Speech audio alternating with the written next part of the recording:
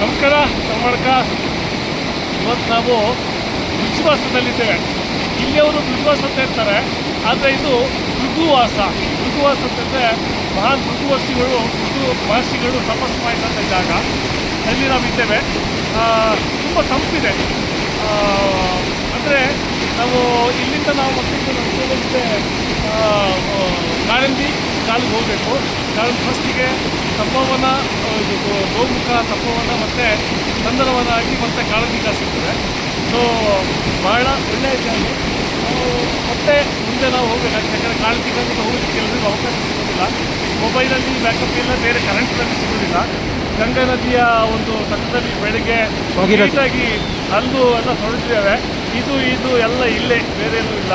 So ಹಾಗಾದ ಕಾರಣ ಭಾಳ ಸಂತೋಷದ ಟೈಮನ್ನು ನಾನು ಮತ್ತು ಲಕ್ಷ್ಮೀನಾರಾಯಣ ಅವರು ಇಲ್ಲಿ ಕಳೀತಾ ಇದ್ದೇವೆ. ಮುಂದೆ ಹೋಗಬೇಕು. ಎಲ್ಲರಿಗೂ ಧನ್ಯವಾದಗಳು. ನಮಸ್ಕಾರ.